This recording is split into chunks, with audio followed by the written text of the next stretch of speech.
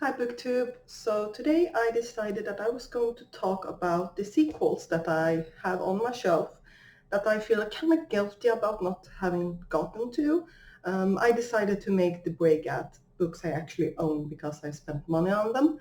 But also I have other sequels on my shelf that I don't necessarily feel guilty about, like Siege and Storm by Lee Bardugo. I don't know when to get to that one. We'll see. So the first one on top here, I feel kind of like, can I really call myself a Harry Potter nerd and not actually even try this? This is very polarizing, period, because people say it's not canon, people say it is canon, J.K. Rowling says it's canon.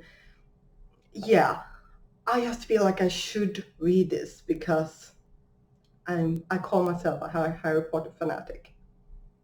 So why haven't I read this? Yeah, let's get that one out of the way for starters. Then I have this one. This is Mafioso by Ray Selston. This is the second book. In English, the title is Dead Man's Blues. This is the sequel to The Axeman's Jazz. And that was like a crime noir story taking place 1919. I think that was it. This takes place a couple of years after that. 28, 1928, and it takes place in Chicago. Is it? I think so. It actually don't say it on the back. Okay, yeah, no, yes it does. Chicago. There we go. And I did really like the descriptions the author had of the environments, but they were so detailed that sometimes you were like, oh, will you get to the point sometime? But I still feel kind of guilty. Obviously, it's slightly intimidating because this is like over 500 pages. Yeah, over 500 pages. So it's not like, oh, let's just pick this up and read through it quickly. No. But I am crossing my fingers that I will enjoy this more than I like the first one. You'll see when I get to it. The Tropical Serpents by Marie Brennan. This is the second book in the series, A Memoir by Lady Trent. And Lady Trent is a dragon scientist. This is basically taking place in Canada, Victorian world, but with dragons. And Lady Trent was the first person who attempted to actually study them. This is the second book, and the amount of times that I actually tried to find this in store, it was sold out.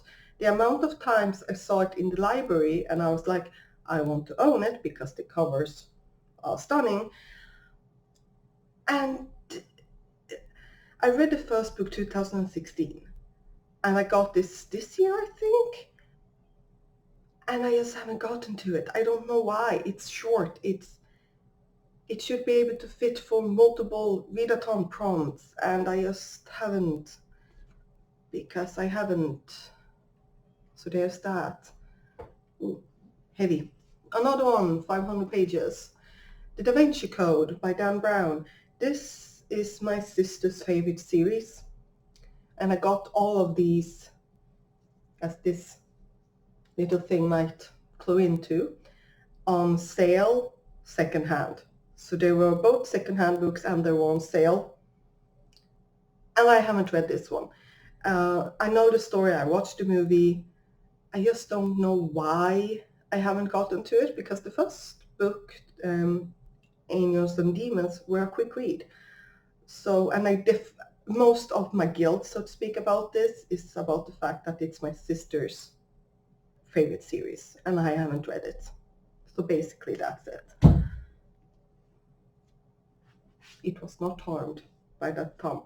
Another one that my sister is guilty about, Death Note Black Edition Volume 3. I got this for Christmas last year. It's a manga. I got this, I wanted it for Christmas and I have not read this. And I'm like, why? Why? Why? But yeah, I haven't.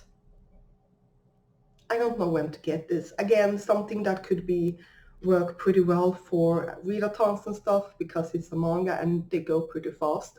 I do, however, think that part of it was that 2018, because that was when I read part 2, volume 2. I read it for a readathon and I was definitely not in the mood to read it and I struggled a bit. But yeah, feel kind of guilty, mostly because of the fact that it was a gift. Then I have the next 2 books are from box sets that I got. So I got both of these as box set. The first one is The School for Good and Evil, A World Without Princess by Sumanchan Nani. Sumanchan Nani. Yeah. This is the sequel to The School for Good and Evil. That was what the first one was called. I read the first one. I borrowed the first book from the library. I really enjoyed it, so I got the box set. I don't know why I haven't continued. Sure, it's big, but I do like middle grade. This is more like YA-ish, but it's kind of tethering in between there. I just basically think that I have a different opinion what YA is than the American standard, because if you ask anyone here in Sweden, what classifies as young adult, people at the youngest would say 16. And I've heard people say 12 and 13. That's not young adult, just saying, according to me. But yeah, I have the sequel, so I have the last book as well, and there's a second series also out, and I really found this world fascinating. Yes, I had some issues with the first book because in the beginning we were shifting between the 2 main characters, first with Agatha, and then we went to Sophie, and then back and forth, and then we had several chapters with Sophie, and then, oh, that has happened to Agatha, and so forth. The ending made sense, why we only followed one of them, but yeah. But I did enjoy it, I like the world, and I really want to know what happens in this one. And the next box set that I have, Percy Jackson and the Titan's Curse. Again, I have the box set, and I read part 1 and 2, 2016. In this case, I think I know the reason. Well, I don't think I know the reason. I read a lot of fan fiction, and when you feel like you have exhausted, for the moment at least, that part of fan fiction, because there are some things that you don't want to read about in fan fiction, so you just don't go into them.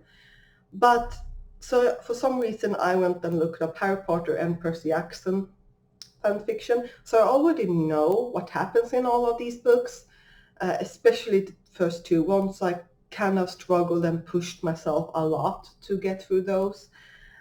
And that probably has just infected my feelings of starting the 3rd book, which is kind of funny because the 3rd and the 4th books are the books that I know the least about.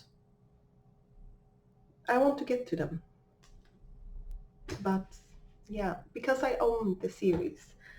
The last one probably has the stupidest excuse, but for me it's a valid excuse, and this is Please Don't Tell My Parents I Have a Nemesis. This is book 4 in the series Please Don't Tell My Parents.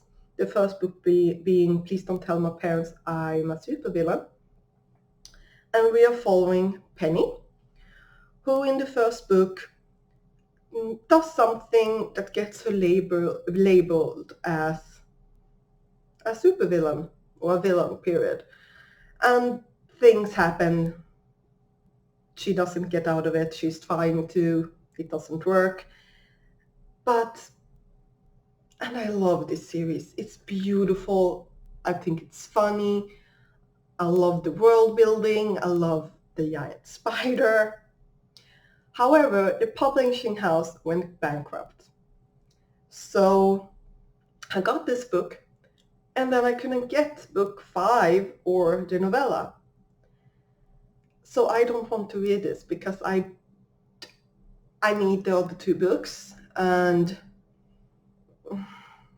I would highly recommend this series, and I'm so mad that I can't like freely recommend it because you can't really get it. So I would probably need to buy the other books like overpriced just to get them, and I will. I'm still salty about that because the first book, once I read it, I immediately ordered book 2 and 3, but I started listening to book 1 again, and yeah, I love this series.